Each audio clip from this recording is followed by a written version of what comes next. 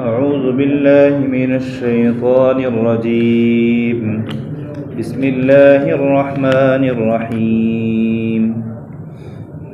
إذا زلزلت الأرض زلزالها وأخرجت الأرض أثقالها وقال الإنسان ما لها يومئذ تحدث أخبارها بأن ربك أوحى لها يومئذ يصدر الناس أشتاتا ليروا أعمالهم فمن يعمل مثقال ذرة خيرا يره ومن يعمل مثقال ذرة شرا يره. اذا زلزلت الارض زلزالها، اور جس دن زمین اپنے بوچھال سے ہلا دی جائے گی. واخرجت الارض اثقالها، اور زمین اپنے بوجھ کو باہر نکال پھینکے گی. وقال الانسان ما لها، اور انسان کہے گا کہ اسے کیا ہو گیا ہے. یومئذ تحدث اخبارها، اور اس دن زمین اپنی خبروں کو، اپنی باتوں کو بیان کرے گی. بأن ربک اوحی لها، اس لیے کہ اس کے رب نے اس کو اس کا حکم دیا ہوگا. یومئذ یصدر الناس اشتاتا، اور جس دن لوگ گروہ در گروہ، ٹولیوں کی شکل میں لوگ لوٹیں گے. لیروا اعمالهم، تاکہ وہ اپنے اپنے کرتوتوں اور اعمالوں کو دیکھ لیں. فمن یعمل مثقال ذرۃ خیرا یرہ، پس جس شخص نے ذرہ برابر بھی کوئی نیک کام کیا ہوگا تو وہ اسے دیکھ لے گا. ومن یعمل مثقال ذرۃ شرا یرہ، اور جس نے کچھ بھی برائی کی ہوگی تو وہ اسے دیکھ لے گا. یہ سورہ زلزال ہے. اس صورت میں اللہ تبارک و تعالیٰ نے قیامت کی منظر کشی کی ہے. پچھلی کئی صورتوں سے قیامت کا ہی ذکر چل رہا ہے. اس صورت میں بڑے وضاحت سے اللہ نے قیامت کی منظر کشی کی ہے، اور اس کی فضیلت حدیث شریف میں آئی ہے کہ سورہ زلزال گویا کہ آدھا قرآن ہے. نصف قرآن کہا گیا ہے اس صورت. اور اس اعتبار سے کہ قرآن میں جو اللہ تعالیٰ نے تعلیمات دی ہیں وہ تعلیمات دو طرح کی ہیں. بعض کا تعلق دنیا سے ہے، بعض کا تعلق آخرت سے ہے. اور چونکہ اس صورت میں آخرت کے احوال ہیں، اس اعتبار سے یہ صورت گویا کہ آدھا قرآن ہے.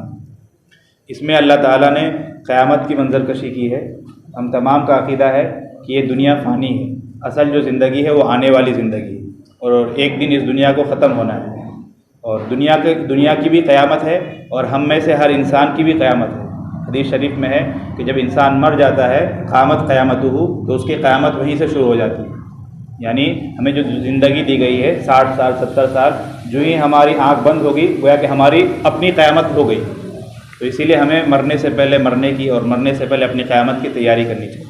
اور یہ جو دنیا ہے، دنیا کی بھی ایک قیامت ہے، اسی کی اس صورت میں منظر کشی کی گئی ہے. قیامت جب قائم ہوگی، ظاہر سی بات ہے کہ اس وقت کوئی بھی مسلمان نہیں ہوں گے. مسلمانوں کو اللہ تعالیٰ قیامت قائم ہونے سے پہلے ہی ختم کر دے. آخر زمانے میں بالکل ایک ہوا چلے گی، اور وہ ہوا ہر مسلمان، ہر ایمان والے کے ناک میں داخل ہوگی، جس سے وہ ایمان والا انتقال کر جائے گا. تو اللہ تعالیٰ اس طرح سارے ایمان والوں کو اٹھا لیں گے، اور اس وقت جو لوگ رہیں گے سب شریر اور فاسق اور مشرک اور اللہ تعالیٰ کے ناشکرے اور نافرمان بندے ہی رہیں گے. انہی لوگوں پر اللہ تعالیٰ یہ دردناک عذاب، دردناک جو آواز ہے اللہ تعالیٰ بھیجیں گے. اور قیامت میں 2 مرتبہ سور پھونکا جائے گا. پہلی دفعہ جب سور پھونکا جائے گا، اس سے پہلے تفسیر میں آ چکا کہ پوری دنیا پر اس کا اثر ہوگا، ایک ایک چیز پر اس کا اثر ہوگا. ہر چیز ٹوٹ جائے گی، حتیٰ کہ پہاڑ جو دنیا میں تمام مخلوقات میں سب سے مضبوط چیز مانی جاتی ہے، پہاڑ، انسان کا تو بس ہی کیا، پہاڑ سب سے مضبوط چیز ہے. پہاڑ کے بارے میں آیا تھا کہ پہاڑ رنگین اونوں کی طرح بالکل ہوا میں اڑنے لگے گا، رونگی کے گاروں کی طرح. یعنی پہاڑ بھی بے حیثیت ہو جائے گا پہلے سور کے اثر سے. تو اسی کو آیت میں کہہ رہے ہیں اذا زلزلت الارض زلزالها، جب زمین میں بالکل بھونچال آ جائے گا، زمین لرز اٹھے گی، ٹوٹ پھوٹ جائے گی. پہلے سور کی طرف اشارہ ہے. اور یہ نہیں کہ قیامت میں ہی زمین ہلے گی، قیامت سے پہلے بھی اللہ تعالیٰ کبھی زلزلے کی شکل میں انسان کو متنبع کرنے کے لیے زمین کو ہلا دیتے ہیں. اسی لیے جب بھی کہیں زلزلہ آئے تو ہم نیوز دیکھنے لگتے ہیں اور کارن معلوم کرتے ہیں. حالانکہ ایسے موقع پر ہمیں آخرت کی طرف توجہ کرنی چاہیے، اس لیے کہ یہ گویا کہ الٹیمیٹم ہے. قیامت کے ایک منظر اللہ تعالیٰ ہمیں دکھاتے ہیں تو پہلے سور کے وقت پورا زمین لرز اٹھے گی، پوری زمین لرز اٹھے گی اور ہر چیز ٹوٹ پھوٹ جائے گی۔ اس کے بعد جتنے دن تک اللہ تعالیٰ کو منظور ہوگا یہ دنیا اسی حالت میں رہے گی، ہر چیز ویران ہو چکی ہے، کھنڈرات میں تبدیل ہو چکی ہے، اور جب تک اللہ کو منظور ہوگا دنیا اسی طرح رہے گی۔ پھر جب اللہ تعالیٰ چاہیں گے کہ چلو اب حساب کتاب ہونا چاہیے، میدان محشر قائم ہونی چاہیے، تو دوبارہ سور پھونکنے کا حکم دیا جائے گا۔ جب دوبارہ سور پھونکیں گے وَأَخْرَجَتِ الْأَرْضُ أَثْقَالَهَا، تو پھر اس وقت زمین اپنے سارے بوجھ کو باہر نکال پھینکے گی۔ زمین کا بوجھ کیا ہے؟ تو جو لوگ دنیا سے مر جاتے ہیں، انتقال کر جاتے ہیں، ان کو زمین میں ہی دفنایا جاتا ہے۔ تو مراد یہ ہے کہ زمین میں جتنے مردے ہیں دنیا کے پہلے انسان سے لے کر آخر انسان تک، سارے کے سارے لوگ زندہ کر دیے جائیں گے، سب زمین سے نکالے جائیں گے۔ اور یہ بھی ہے کہ زمین اپنے بوجھ کو نکالے گی، یعنی زمین میں جو سونا چاندی ہے، جو خزانہ ہے، وہ ساری کی ساری چیزیں باہر آ جائے گی۔ تو سارے لوگ زمین سے نکلیں گے اور میدان محشر کی طرف جمع ہوں گے جہاں حساب کتاب دینا ہوگا۔ اور اگر یہ مراد لے کہ بھائی زمین اپنے مال و دولت کو اور اپنے جو بھی تجارت کی چیزیں ہیں یا جو بھی اس کے اندر دھات اور قیمتی چیزیں ہیں وہ ساری چیزیں وہ باہر پھینکے گی، تو اس سے یہ بھی مراد ہو سکتا ہے۔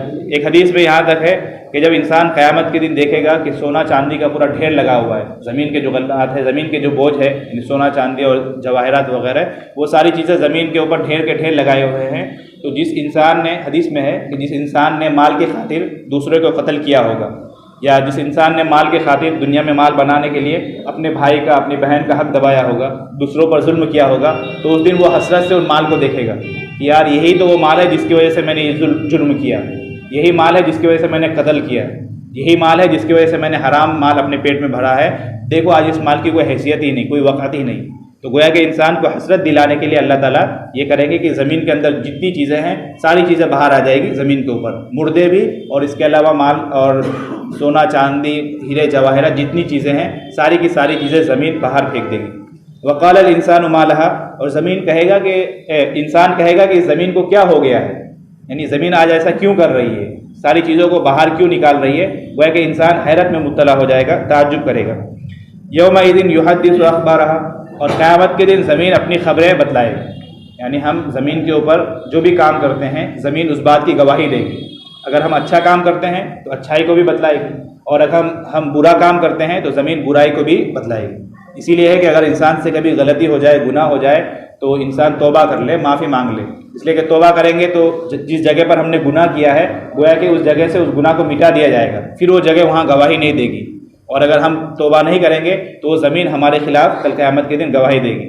اسی لیے اگر ہم سے گناہ ہو جائے تو توبہ کر لینی چاہیے۔ اور ایک حدیث میں یہاں تک ہے کہ انسان سے اگر کبھی گناہ ہو جائے تو اس کے کچھ دیر بعد وہ نیک کام بھی کر لے، نیک کام کریں گے تو اس کا فائدہ یہ ہوگا کہ اس گناہ کو وہ نیک کام جو ہے ملیامٹ کر دے گی۔ لیکن وہی گناہ صغیرہ، اگر بڑا گناہ ہو جائے، کبیرہ گناہ ہو جائے تو پھر معافی مانگنا ضروری ہے۔ آگے فرماتے ہیں بِأَنَّ رَبَّكَ وَحَالَهَا، زمین یہ سب کیوں کرے گی؟ اس لیے کہ تمہارے رب نے اسے اشارہ کیا ہے، حکم دیا ہے۔ زمین، آسمان، چاند، سورج، یہ جتنے مخلوقات ہیں سب اللہ کے حکم کے تابع ہیں، حتیٰ کہ قیامت کے دن انسان کی باڈی، انسان کا جسم خود اس کے خلاف گواہی دے گا، زبان پر مہر مار دی جائے گی، اور ہم جس ہاتھ سے، جس آنکھوں سے، جن پیروں سے ہم گناہ کرتے تھے، یہی اعضاء گویا کہ ہمارے خلاف وہاں پر گواہی دیں گے، اور یہ اسی وجہ سے کہ اللہ تعالیٰ کے یہ سب تابع ہیں، اللہ جو کہیں گے یہ وہی کریں گے۔ آگے فرماتے ہیں یومئذ یصدر الناس اشتاتا، اس صورت کا جو اصل مضمون ہے وہ یہاں سے شروع ہوتا ہے۔ یومئذ یصدر الناس اشتاتا لیروا اعمالهم، اور قیامت کے دن لوگ گروہ در گروہ، جماعت در جماعت لوٹیں گے تاکہ وہ اپنے کرتوتوں کو، اپنے اعمالوں کو دیکھ لیں۔ اس کا دو مطلب ہے، ایک مطلب تو یہ ہو سکتا ہے کہ قیامت کے دن جب زمین اپنے تمام بوجھ کو باہر نکال پھینکے گی، سارے مردے زندہ ہو جائیں گے، تو لوگ ٹولیوں کی شکل میں میدان محشر کی طرف جمع ہوں گے تاکہ وہاں پر اپنا نیک کام جو بھی انہوں نے کیا ہے وہ اعمال دیکھ لیں۔ اگر اچھا کام کیا ہوگا تو نامہ اعمال دائیں ہاتھ میں ملے گا، برا کام کیا ہوگا تو بائیں ہاتھ میں پیچھے کی جانب کو ملے گا، تو اپنے اعمال کو دیکھ لیں۔ ایک مطلب تو یہ ہو سکتا ہے۔ دوسرا مطلب یہ ہو سکتا ہے کہ میدان محشر میں جب حساب کتاب ہو جائے گا، سارے لوگوں کو جس کا جو بھی کام ہے وہ اس کام کے مطابق اس کو جزا یا سزا مل جائے گی، تو اس کے بعد اللہ تعالیٰ گروہ بنا دیں گے، جماعت۔ جیسے مثلا حاجی لوگ ہیں، حاجیوں کی ایک الگ جماعت ہوگی، نمازی ہے، نمازیوں کی الگ جماعت ہے، تبلیغی ساتھی ہے تو ان کی ایک الگ جماعت ہوگی۔ اسی طرح جہنمی جو ہے تو جس نے قتل کیا ہوگا، قاتلوں کی ایک الگ جماعت، شراب پینے والوں کی الگ جماعت، نماز چھوڑنے والوں کی الگ جماعت، گویا کہ الگ الگ جماعت کے طور پر اللہ تعالیٰ پھر وہاں سے لوگوں کو لوٹائیں گے۔ اور یہ بھی ہو سکتا ہے کہ جس کے جو درجے ہیں، مثلا کسی کو اوپر درجہ ملا ہے تو وہ اپنے ساتھیوں کے ساتھ اوپر چلا جائے گا، اور جنت میں جس کو تھوڑا نیچے درجہ ملا ہے تو وہ اپنے ساتھیوں کے ساتھ ادھر جائے گا۔ تو اس منظر کو اللہ تعالیٰ بیان کرتے ہیں کہ جس دن لوگ ٹولیوں کی شکل میں لوٹیں گے تاکہ وہ اپنے اعمالوں کو دیکھ لیں۔ ہم دنیا میں جو بھی کام کرتے ہیں وہاں ہر ایک عمل ہمارے سامنے آشکارا ہو جائے گا، چھوٹا سے چھوٹا بھی عمل، بڑا سے بڑا بھی عمل۔ اسی لیے ایک حدیث میں ہے کہ کل معروف صدقہ، ہر نیک کام صدقہ ہے، اور ایک دوسری حدیث میں ہے کہ کسی بھی نیک کام کو حقیر نہیں سمجھنا چاہیے۔ عموماً ہم نے تقسیم کر دیا ہے کہ مطلب یہ کام ہے تو یہ بڑا کام ہے، یہ کام ہے تو چھوٹا کام ہے، ایسا نہیں ہے۔ نیک کام جو بھی ہو اگر اس کے اندر اخلاص ہے تو وہی اخلاص کی بدولت اللہ تعالیٰ اس کو بڑھا چڑھا کر ہمیں اس کا اجر و ثواب دیں گے۔ اس سے پہلے آ بھی چکا ہے، اخلاص کی بدولت سے اللہ تعالیٰ اعمال میں وزن پیدا کر دیتے ہیں۔ تو قیامت، حتیٰ کہ اسی حدیث کے ضمن میں ہے کہ اگر ہم اپنے مسلمان بھائی کو مسکرا کر دیکھتے ہیں، خوش ہو کر، اور اسماعیل کے ساتھ مسکرا کر کسی کو ہم دیکھتے ہیں اور ایک دوسرے سے خندہ پیشانی سے پیش آتے ہیں، تو یہ بھی گویا کہ ہمارے لیے صدقہ ہے اور کار ثواب ہے۔ حالانکہ لوگ اس کو بالکل معمولی چیز سمجھتے ہیں، لیکن اللہ کے نبی فرماتے ہیں کہ اس میں بھی اگر آپ اخلاص کے ساتھ کریں گے تو یہ بھی بہت بڑا عمل ہے۔ آگے اللہ فرماتے ہیں، یہ ایک ضابطہ بیان کرتے ہیں، فَمَن يَعْمَلْ مِثْقَالَ ذَرَّةٍ خَيْرًا يَرَهُ۔ دنیا میں جو آدمی جو بھی کام کرے گا، چاہے چھوٹا سے چھوٹا ہو، بڑا سے بڑا ہو، وہاں اللہ کے یہاں دیکھ لے گا۔ چھوٹا بھی کام اگر کیا ہے تو اسے وہاں دیکھ لے گا، مطلب یہ ہے کہ اس کا بدلہ اور اس کا ثواب اللہ تعالیٰ ضرور دیں گے۔ چھوٹا سے چھوٹا کام، جیسے ہم راستے میں چلتے ہیں، راستے میں کوئی پتھر ہے یا کوئی بھی تکلیف دہ چیز ہے، کانٹا ہے، اسے اگر ہم پیر سے ہٹا دیتے ہیں، ذہن میں تو یہ ہے کہ ایک معمولی کام ہے، لیکن اگر ہم نے اس نیت سے کی کہ بھائی کسی اللہ کے بندے کو، کسی مخلوق کو اس سے تکلیف نہ ہو، تو ہمارے اس نیک عمل کی وجہ سے، نیک نیت کی وجہ سے اللہ تعالیٰ اس کا بھی ثواب ہمیں بڑھا کر دیں گے۔ تو چھوٹا سے چھوٹا کام اگر ہم دنیا میں کریں گے تو وہاں اس کا ثواب مل جائے گا۔ اور وَمَن يَعْمَلْ مِثْقَالَ ذَرَّةٍ شَرًّا يَرَهُ، اور اگر چھوٹا سے چھوٹا بھی اگر ہم نے یہاں برا کام کیا تو وہاں پر اسے دیکھ لیں گے، یعنی اس کی سزا وہاں مل سکتی ہے۔ اس لیے یہ ایک ضابطہ ہمیں یاد رکھنا ہے کہ دنیا میں اگر ہم جو بھی کام کریں گے اس کا بدلہ ہمیں وہاں ضرور ملے گا، چاہے نیک کام ہو چاہے برا کام ہو۔ اور کسی بھی گناہ کو یا کسی بھی نیکی کے کام کو چھوٹا یا بڑا نہیں سمجھنا چاہیے۔ ہر گناہ گناہ ہے، ہر نیک کام نیک کام ہے۔ اس لیے نیکیوں کی طرف ہمیں توجہ کرنے کی ضرورت ہے، گناہوں سے اپنے آپ کو بچانے کی ضرورت ہے۔ اور یہ جو ہے لیروا اعمالہم، کہ وہ لوگ قیامت کے دن اپنے اعمال کو دیکھ لیں گے۔ تو یہاں پر یاد رکھنا ہے کہ بھائی اگر ہم سے کوئی غلطی ہو جائے، گناہ ہو جائے، تو دنیا ہی میں ہم معافی تلافی کر لیں۔ اگر خدا نہ خواستہ ہم معافی تلافی نہیں کریں گے تو قیامت کے دن پھر وہاں پر ہماری پوچھ ہوگی۔ اور معافی تلافی میں جو آپ کے گناہ ہے، اللہ کی نافرمانی ہے، وہ تو زبانی معافی مانگنا ہی ہے۔ لیکن اگر کسی کا حق آپ کے ذمے ہے، مثلا آپ نے کسی کا حق دبا لیا ہے یا کسی کو مارا ہے، کسی کو ستایا ہے، تو سامنے والے سے معاف کرانا بھی ضروری ہے۔ یعنی حقوق اللہ، یہ تو اللہ تعالیٰ سے آپ معاف کرا لیں، لیکن حقوق العباد جو ہے، بندوں کے جو حقوق ہیں، وہ آپ کو یا تو سامنے والے کو حق دیجئے یا پھر اس سے معافی تلافی کرائیے۔ مثلا آپ نے کسی کو گالی دی ہے، کسی کو مارا ہے، یا کسی کا پیسہ دبا لیا ہے، کسی کی زمین ہڑپ لی ہے، تو یا تو آپ اس سے معاف کرائیے یا آپ اس کو وہ چیز دیجئے، تبھی معافی ہوگی۔ تو حقوق اللہ تو اللہ تعالیٰ ایسے ہی توبہ کرنے سے معاف کر دیں گے، لیکن حقوق العباد میں یہ ہے کہ حق تلافی بھی ہونی چاہیے۔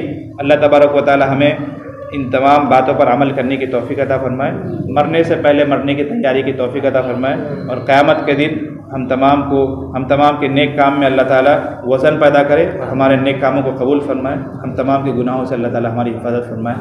سبحان اللہ وبحمدہ، سبحانک اللہم وبحمدک۔